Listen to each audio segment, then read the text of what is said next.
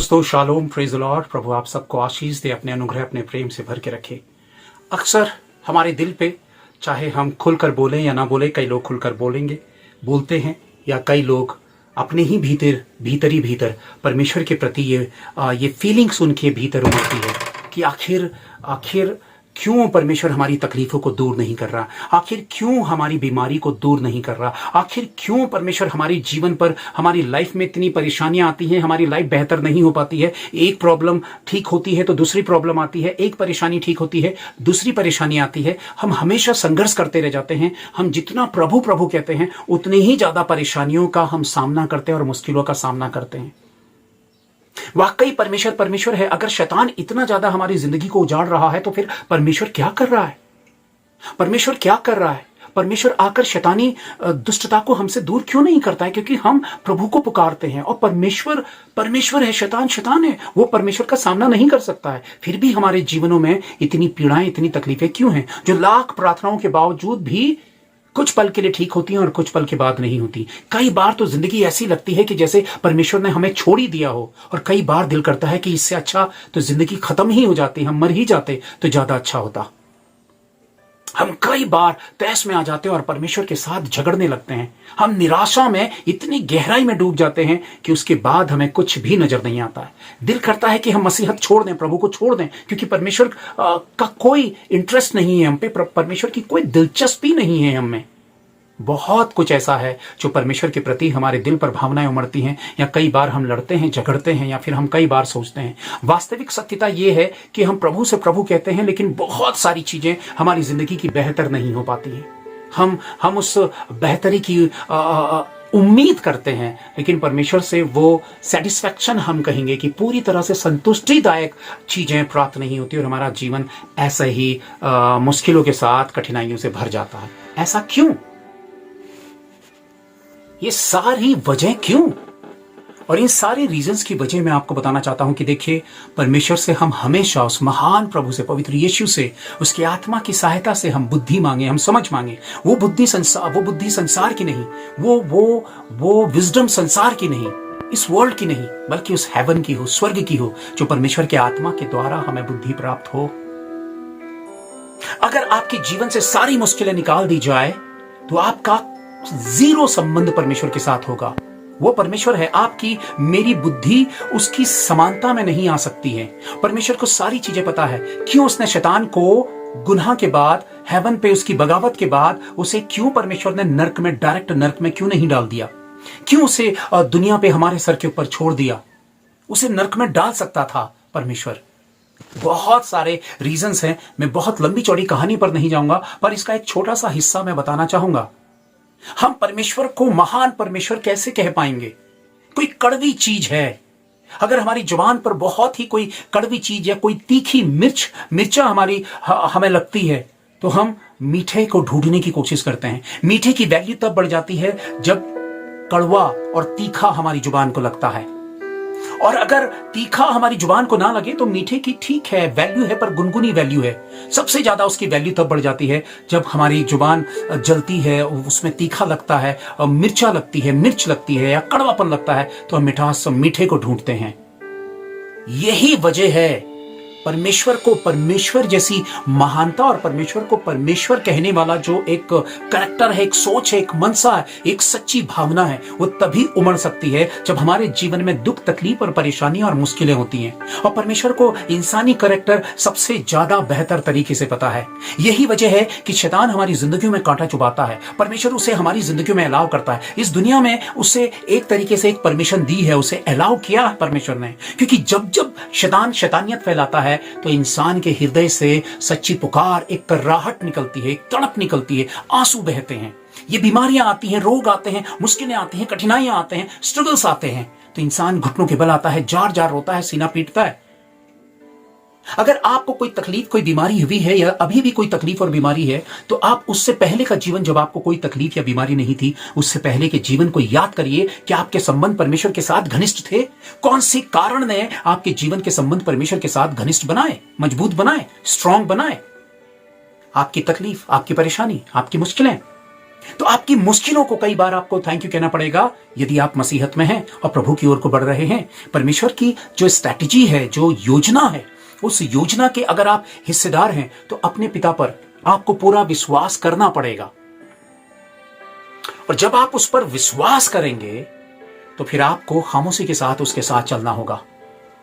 आपकी तकलीफें आपको वास्तविक इंसान बनाती हैं, वरना आप भी लूसीफर के समान घमंड से भरे रहेंगे।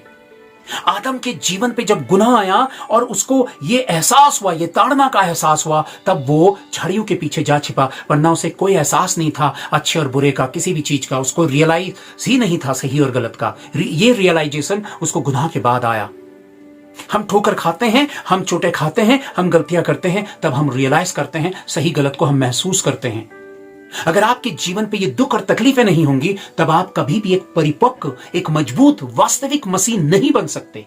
क्योंकि एक मजबूत और वास्तविक मसीह बनने के लिए आपको तकलीफ और पीड़ाओं से होकर गुजरना पड़ेगा। इतिहास गवाह है इस बात का। देखिए, अब्राहम एक बहुत अच्छी खासी जिंदगी जी रहा था, उसका परमेश्वर के साथ कोई संबंध नहीं था, लेकिन जब उसका एनकाउंटर हुआ परमेश्वर के साथ तो उसकी जिंदगी का सबसे कठिन लाइफ शुरू हुई और उसने कठिन जिंदगी में ही खुदा को जाना, खुदा को समझा। आखिरी दम तक उसकी लाइफ में परख आती रही।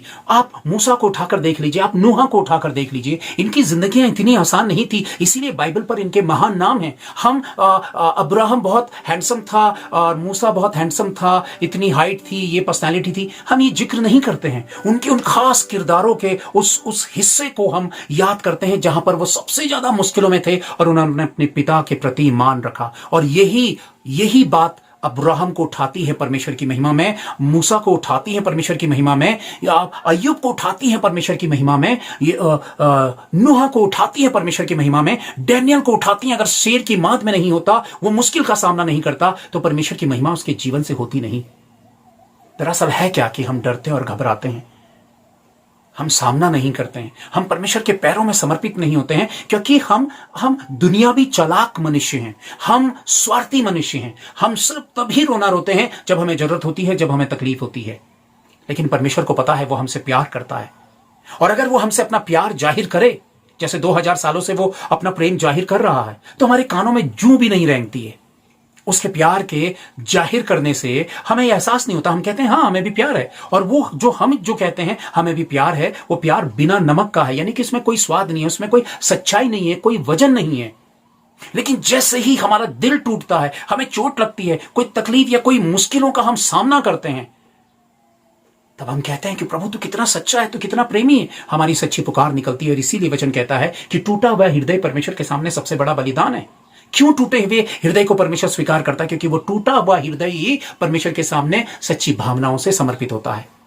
आपकी तकलीफें आपको वास्तविक मसीह का बनाती हैं, और जिस भी तकलीफ से होकर आप गुजर रहे हैं, अगर आप सच्चे मसीह हैं और दिल से परमेश्वर पर विश्वास करते हैं, प्रार्थना करते हैं, और आप हर दिन इसी बात का इंतजार करते हैं कि आपकी तकलीफ, आपकी परेशानी, आपकी बीमारी, आपकी मुश्किलें कब ठीक हों, और वो ठीक होने का नाम नहीं ले रही हैं, सब्र रखिए, सब्र रखिए, सब्र रखिए। क्यों सब्र रखिए? क्योंकि कोई एक ऐसा लेसन है, कोई ऐसा पाठ है जो परमेश्वर आपको सिखाना मांग रहा है, पर आपका नजरिया, आपका दिल और ध्यान वहां नहीं जा रहा है। इसलिए प्रभु की आत्मा से आपको प्रार्थना करनी होगी कि प्रभु इस मुश्किल की घड़ी में, इस तकलीफ की घड़ी में, इस परेशानी और इस बीमारी के समय में तू मुझे कौन सा पाठ पढ़ाना चाह रहा, कौन सी बात रियलाइज कराना चाह रहा, किस बात की मैं गुनाह की माफी मांगू और कौन सी गलती मैंने की जिसको मैं स्वीकारूं। आपके जीवन में तकलीफें नहीं आएंगी, आप नम्र और दीन नहीं होंगे, हम घुटनों के बल नहीं आएंगे, हम अपने आप को हम्बल नहीं करेंगे। कभी भी आप देखिएगा, जब आपकी जिंदगी में कोई तकलीफ नहीं है, तब के एटीट्यूड को देखिए, अपने स्वभाव को देखिए, और तकलीफें, परेशानियां, मुश्किलें और बीमारियां और हालातों से घिरने के बाद तब अपना एटीट्यूड देखिए। आपका टोन बदल जाएगा, आपके तौर तरीके बदल जाएंगे, आपके कंधे झुक जाएंगे, आप लोगों से बहुत सॉफ्ट तरीके से बोलेंगे, क्योंकि आपका बिहेव चेंज हो जाएगा। वही बिहेव, वही एटीट्यूड, वही करेक्टर तो परमेश्वर चाहता है जो नॉर्मल तरीके से नहीं आता है, तो फिर परमेश्वर अपनी उंगली टेढ़ी करता है, क्योंकि वो आपसे प्यार करता है, मुझसे प्यार करता है, और वो हमें तरीके सिखाना चाहता है। यदि आप प्रभु को प्रभु कहेंगे तो आप अपने तरीके से मसीहत को नहीं जिएंगे, फिर आपको परमेश्वर के तरीके अपनाने पड़ेंगे, आपको परमेश्वर के तरीकों से चलना पड़ेगा। और परमेश्वर के तरीके उसके तरीके हैं। आपको ओबीडेंट, आपको आज्ञाकारी, सर झुकाकर आपको उसकी बात को ओबी करना पड़ेगा, स्वीकारना पड़ेगा। इसलिए मुश्किलें और परेशानियों से आकर आप सालों साल से भी घिरे हैं और कोई रिजल्ट नहीं आ पा रहा है, तो दो बातें, सबसे पहले सब्र रखिए और दूसरी बात ढूंढिए कि प्रभु इस मुश्किल हालात पे मेरे रिजल्ट्स को रोककर, मेरी तकलीफों को रोककर आप मुझे क्या सिखाना मांग रहे हैं जो मैं नहीं सीख पा रहा हूं, नहीं सीख पा रही हूं। कौन सी बात आप मुझे बताना चाहते हैं, कहां मेरा ध्यान लेकर जाना चाहते हैं जो आप मुझे बताना चाहते हैं और मैं नहीं सीख पा रहा हूं। हम में कमियां और खामियां हैं, हमारा परमेश्वर उन कमियों और खामियों को दूर करना चाहता है। एक कहावत है सीधी सी बात कि लातों के भूत बातों से नहीं मानते हैं। इंसानी फितरत यही है, वो लातों के भूत हैं। भूत वर्ड में यूज कर रहा हूं क्योंकि हमारी जिंदगी में भूत का ज्यादा रोल रहा है, शैतान का ज्यादा रोल रहा है।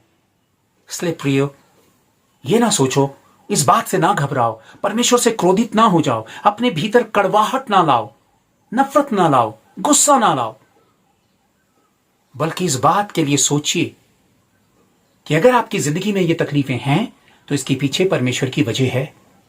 वो आपको एक बेहतर और योग्य मसीह बनाना चाहता है। वचन क्या कहता है? यूहन्ना अध्याय 15 कि मैं दाख लता हूं और तुम मेरी डाली हो, और जो डाली मुझ में फलती है मैं उसे और काटता छाटता हूं। यानी कि उनके जीवन में और कठिनाइयां और परेशानियां आएंगी। ये परेशानियां, ये मुश्किलें आपको मिच्योर करती हैं, मजबूत मसीह बनाती हैं, योग्य मसीह बनाती हैं। वरना आप हमेशा हुल्लड़ मचाने वाले, शोर मचाने वाले, रिचुअल्स को, परंपराओं को फॉलो करने वाले मसीह के अलावा कुछ नहीं रह जाएंगे। जो मसीही आपको बहुत ज्यादा सुख सुविधा और जीवन का आनंद लेते हुए मिलते हैं, कभी जाकर उनकी जिंदगी की मसीहत को टटोल कर देखिए। ठनठनाता हुआ पीतल और झंझनाती हुई जहाज है। उनकी जिंदगी में मसीहत का कोई रोल नहीं है, सिर्फ दिखावटीपन के अलावा। उनके करैक्टर पर मसीहत नहीं है, उनके पास मसीहत को बताने के लिए कोई गवाही नहीं है। उनकी जिंदगी में मसीहत का कोई एक करैक्टर नजर नहीं आएगा आपको। वो सड़ी गली और गुनगुनी मसीहत है जिसे वैसे ही यीशु मसीह ने उगल दिया और रिजेक्ट कर दिया है। वो उसके राज्य के उस घेरे में आते ही नहीं है। इसलिए दूसरों को देखकर कि दूसरे बहुत आनंदित है, प्रभु हमें इनका तरह आनंद दे, ये मत कहिए, ये मत सोचिए। जो प्रभु ने आपको दिया है उसके पीछे उसका एक योजना है, क्योंकि परमेश्वर जो कुछ भी आपको देता है वो योजना के तहत देता है। अगर आपके पास छोटा सा कमरा है, आप रेंट के घर पे रहते हैं, आप सालों से घर मांग रहे हैं, मैं भी मांग रहा हूं कि अपना घर हो, लेकिन मैं बेसब्र होकर परमेश्वर को कोसता नहीं हूं। इतने सालों से प्रार्थना की, प्रभु तू क्यों नहीं दे रहा है? ना देने के पीछे यह वजह है कि जो मुझे रेंट के घर पर वो दुख तकलीफें उठाकर वो एडजस्ट करके जो मुझे जो लेसन सीखने को मिलेगा वो अपने घर पे नहीं मिलेगा। वहां तो मैं कोई लेसन सीख ही नहीं पाऊंगा, क्योंकि वहां पे शायद मैं अपने हिसाब का अपना घर बनाकर वो सुख सुविधा का आनंद लूंगा, और मेरा आनंद मुझे कभी भी योग्य मसीह नहीं बनाता है। जो मेरी तकलीफें मुझे एक योग्य मसीह बनाती हैं। अगर आप एक छोटे से घर पे रहते हैं और आप प्रभु से कहते हैं ये कितना छोटा है, तो ये याद रखिए उसी घर पे परमेश्वर और उसका आत्मा भी आपके साथ रहता है। अगर परमेश्वर को प्रॉब्लम नहीं है तो आपको भी प्रॉब्लम नहीं होनी चाहिए। अपनी जिंदगी की चीजों को मत कोसिए, अपनी जिंदगी को मत कोसिए, अपने हालातों को मत कोसिए, अपने लत्ते कपड़े, अपनी शकल सूरत, अपने घर बाहर, इन चीजों को मत कोसिए। आप दूसरों को देखकर अपने आप को मत कोसिए कि उनके पास और मेरे पास नहीं। परमेश्वर ने जानबूझकर आपके जीवन पे वो तमाम चीजों को रोका है। अगर वो नहीं रोकता तो आप भी उन्हीं के जैसे होते, शुक्रगुजार नहीं होते, और आप बिल्कुल कठोर मनुष्य होते, दुनिया भी मसीह होते, और आपका परमेश्वर के साथ कोई रोल नहीं होता। प्रभु का धन्यवाद दीजिए कि आपकी मुश्किलों, आपकी परेशानियों ने आपको एक योग्य, तड़पने वाला, प्रभु के लिए आंसू बहाने वाला, सच्चा प्रेम करने वाला मसीह बनाया। अपनी तकलीफों का रोना मत रोइए, कोसिए मत किसी भी चीज को। प्रभु आपको ट्रेनिंग दे रहा है, आपको ट्रेन कर रहा है। यदि आप प्रभु को प्रभु कहते हैं तो फिर प्रभु को अपने तरीके से काम करने दीजिए, क्योंकि वो आपको काटेगा, छाटेगा और आपको एक आकार दे रहा है अपनी महिमा में। जब वो बादलों पर आएगा तो अपनी महिमा में आपको उठाएगा, तब आप ये जानेंगे कि वाकई इसीलिए मेरे जीवन में दुख तकलीफें थी, क्योंकि उससे जो मैंने पाठ सीखा वो परमेश्वर की महिमा के लिए सीखा। इसलिए प्रिय भाइयों बहनों, बहुत बार हम टूटते हैं, निराश होते हैं, परमेश्वर पर उंगलियां उठाते हैं। परमेश्वर की योजना का हिस्सा है। शैतान और मुश्किलें रात भर में, अगली सुबह होने तक आपकी सारी परेशानियां चली जाएंगी। लेकिन अगर पल भर में आपकी परेशानियां चली जाएंगी तो आपको जो पाठ सीखना था, जो लेसन सीखने थे, जो मैच्योरिटी आपके जीवन में उन तकलीफों के द्वारा परमेश्वर लेकर आना चाहता था, वो बंद हो जाएगा, वो अटक जाएगा, वो रुक जाएगा, वो खत्म हो जाएगा। इसलिए परमेश्वर उन चीजों को बढ़ाता है ताकि उन हालातों के प्रेशर पर आप एक योग्य मसीह बन सके। इसलिए अपने जीवन की परेशानियों से प्रभु का धन्यवाद दीजिए, परेशानियों को भी धन्यवाद दीजिए कि हे प्रॉब्लम, हे परेशानी, तेरा शुक्रिया, क्योंकि तू मेरी जिंदगी में नहीं आती तो मैं सच्चे यीशु को नहीं जान पाता, मेरी आंखें नहीं खुल पाती, मैं घमंड से चढ़ी हुई आंखों वाला मसीह होता, सिर्फ नाम का क्रिश्चियन होता, बल्कि मेरे पास घमंड होता, मेरा एटीट्यूड होता और मैं बिल्कुल भी हम्बल नहीं होता। मुझे परमेश्वर की कोई जरूरत नहीं होती, मुझे किसी से प्रार्थना कराने की जरूरत नहीं है, किसी के सामने झुकने की जरूरत नहीं है, क्योंकि मैं नम्र और दीन नहीं हूं, किसी के सामने झुकता नहीं हूं। ऐसी ऐठन से भरी हुई मसीहत मुर्दे के समान है, या तो गर्म हो या ठंडा हो, यानी कि मुर्दे समान हो जा। गुनगुना मसीहत परमेश्वर को स्वीकार योग्य नहीं है, या तो मर जा या फिर आत्मा में गर्म हो। तो ऐसे मत रहे। तो प्रिय, अपनी जिंदगी में कभी भी हालातों को, परिस्थितियों को, बुरे हालातों को देखते हुए मत रोइए, बल्कि अपना समर्पण, अपना सच्चा समर्पण और गहराई से और गहराई से और गहराई से करिए। आप शैतान का सामना करिए, शैतान भागेगा। आप जान पाएंगे कि उन मुश्किल हालातों पे आप कितने मजबूत और कितने काबिल मसीह है, कितनी आप में कमी है, कितनी आप में खूबी है। आप अपने भीतरी व्यक्तित्व को भली भांति पहचान जाएंगे कठिन हालातों में। वरना अच्छे हालातों में तो सभी प्रभु की जय, प्रभु की जय कहते हैं। यीशु मसीह के चेले भी यही कह रहे थे, पतरस भी यही कह रहा था कि मैं तेरे साथ मरने के लिए तैयार हूं। और जैसे ही यीशु मसीह को रोमन सैनिक पकड़ने आते हैं तो सारे लोग भाग खड़े होते हैं, सारे चेले भाग खड़े हो जाते हैं। आप समझ रहे हैं कि वो प्रिपेयर नहीं थे, वो तैयार नहीं थे। प्रभु का आत्मा आपको, मुझे तैयार करता है। कोई भी मुश्किल, कोई भी परेशानी, कोई भी तूफान हो, याद रखिए वो परमेश्वर से बड़ा नहीं है। कोई भी बीमारी हो, वो परमेश्वर को चैलेंज नहीं कर सकती, वो चुनौती नहीं दे सकती है। अगर आपके हालातों को ठीक होने में लंबा समय लग रहा है तो उस लंबे समय की प्रक्रिया में परमेश्वर आप पर ध्यान दे रहा है और आपकी कमियों खामियों को दूर करके आपको एक कैरेक्टर दे रहा है, एक आकार दे रहा है। इसलिए नेगेटिव ना होकर पॉजिटिव होइए और ये सोचिए कि इन हालातों में परमेश्वर मुझे क्या सिखा रहा, क्या मुझ में कमी है, क्या मुझ में खामी है, ताकि मैं सीख सकूं और परमेश्वर की निकटता में एक योग्य मसीह बन सकूं। और जब आप वो सीखने लगेंगे तब आपके लिए आसान हो जाएगा उन तकलीफों में परमेश्वर की महिमा करना, और आप एक काबिल मसीह होंगे, दिखावटी मसीह नहीं, बल्कि आप आत्मा के द्वारा एक शिक्षित और मजबूत जड़ वाले मसीह होंगे, जो किसी भी तूफान और किसी भी हवा के साथ उड़कर बिखरेगा नहीं, बल्कि मजबूत रहेगा। प्रभु का आना बहुत नजदीक है, और प्रभु का आना नजदीक है, इसीलिए मसीह लोगों पर सताव है। क्या प्रभु को नहीं पता है कि मसीह लोगों पर कितना सताव है? क्योंकि यही सताव जो है वो असली मसीही लोगों को अलग कर देगा और नकली मसीह वैसे ही भाग खड़े होंगे, और इसी सताव पर हम पर छाप हो जाएगी आत्मा की, और यही कारण हमें परमेश्वर के साथ उसकी महिमा में, स्वर्ग के राज्य में उठाने का कारण बनेगा। इसलिए ये ट्रेनिंग है, ये दुख और तकलीफें आपको मिटाने, आपको बर्बाद करने, आपके जीवन को नष्ट करने के लिए नहीं है। प्रभु ने आपको अपनी संतान कहा है। संतान कहकर परमेश्वर मुंह फेरकर आपको बर्बाद होने और मिटने के लिए नहीं छोड़ देगा। यह आपका मेरा सोचना है कि कब ठीक होगा, कब होगा। याद रखिए, परमेश्वर समय का रचनाकार है, इसलिए कब होगा ये वो तय कर सकता है, आप नहीं। उसे तय करने दीजिए, उसी को पूरा करने दीजिए, उस पर इत्मीनान रखिए। याद रखिए, आपके प्रतिफल आपके धीरज में है। अगर आप पेशेंस रखने वाले मसीह नहीं हैं तो आप परमेश्वर के बड़े कामों को अपनी जिंदगी में होते हुए नहीं देखेंगे। परमेश्वर के मिरेकल्स आप अपनी लाइफ में नहीं देख पाएंगे। क्यों? क्योंकि आप धीरज रखने वाले नहीं हैं। और परमेश्वर के काम धीरज रखने वालों की ही जिंदगी में होते हैं। याद रखिए, अब्राहम ने 100 साल इंतजार करा, मूसा ने 40 और 80 साल तक इंतजार किया। यह बात याद रखिए। यीशु मसीह ने 30 साल तक इंतजार किया, वेट किया पिता के कार्यों का। तो आप बाइबल का इतिहास उठाकर देखें, नूह ने 120 साल लगाए नाव बनाने में, 120 साल तक उसने इंतजार किया और परमेश्वर की महिमा को देखा। अगर आप परमेश्वर आत्मिकता में अपना कद बढ़ाना चाहते हैं, परमेश्वर की निकटता में, धैर्य रखिए, व्याकुल मत होइए। बहुत समय चला गया है, आपके अगल बगल आपके साथियों ने बहुत चीजें हासिल कर ली हैं, बहुत आगे चले गए। आपको लगता है कि आप इतने पीछे छूट गए हैं कि आप कुछ नहीं हो सकता है। आप परमेश्वर पर भरोसा और विश्वास करिए और अपनी प्रार्थना मत छोड़िए, अपना अंगीकार करना मत छोड़िए, पॉजिटिव बोलिए। उन तकलीफों में एक अच्छे इंसान बनने की कोशिश करिए, ना कि नकारात्मक और नेगेटिव और फ्रस्ट्रेट होकर और विरोधी स्वभाव के मत हो जाइए, वरना परमेश्वर की योजना को आप विफल करने का कारण बन जाएंगे। यदि वास्तव में आपको ये बात लगी कि ये बातों के भीतर परमेश्वर का भेद है, परमेश्वर की योजना है,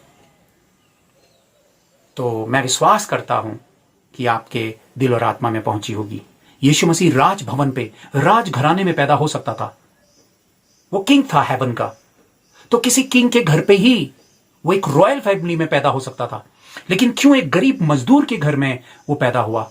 क्योंकि वो इंसान की जिंदगी की कठिन परिस्थिति को खुद फेस करना चाहता था, और वो ये एहसास करना चाहता था कि ये कठिनाइयों को फेस करके इंसान की जिंदगी में क्या मैच्योरिटी आती है और क्या आता है, इंसान की हकीकत क्या है, ताकि जब वो इंसान के सामने एग्जाम्पल्स रखे, उनको शिक्षा दे, तो वही एग्जाम्पल जो 30 साल तक उसने ट्रेनिंग ली, वो एग्जाम्पल दे सके। यीशु मसीह ने 30 साल तक कठिन ट्रेनिंग ली, इसीलिए वो एक अच्छा शिक्षक बन पाया, एक अच्छा प्रभु का दास बन पाया, और हमारे लिए एक बहुत बड़ी मिसाल बन पाया, उद्धारकर्ता बन पाया।